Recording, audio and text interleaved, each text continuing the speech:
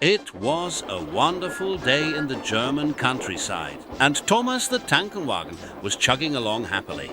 He had an order of coal to pick up and was on his way to the depot.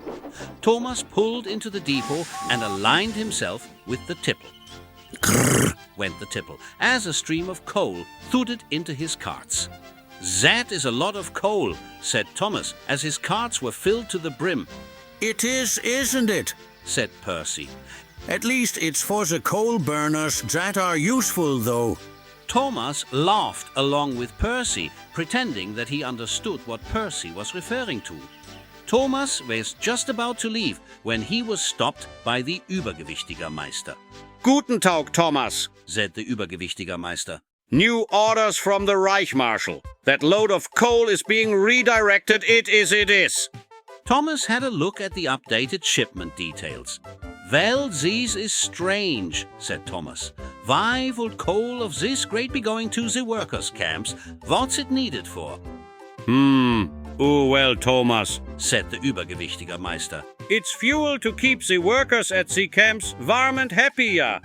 "Really?" said Thomas.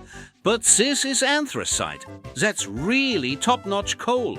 Smokeless, oven-grade, best of the best. Real fancy stuff to waste on heating for the workers' camps, that's for sure. Especially during war times. I wouldn't waste anything north of lignite on them if I was in charge."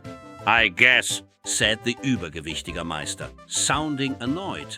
"Look, I don't really know, okay, Thomas? I just work here same as you." "Fair enough," said Thomas. Thomas was about to leave, but he paused. Something just didn't seem quite right. "Übergewichtiger-Meister," said Thomas, "is there something you're not telling me?" There was a long pause, and then the Übergewichtiger-Meister sighed heavily. "Thomas, sometimes it's best not to ask questions and just do as you're told, okay? You don't want to end up like Henry, do you?"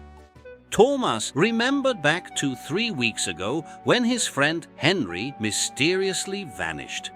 Daisy said she was certain he'd been recycled for scrap metal for the war effort, but Thomas had hoped she was making it up. Thomas understood the implications of the Übergewichtiger-Meister's question, loud and clear. "Toot, toot! On my way, boss!" said Thomas with a smile on his face.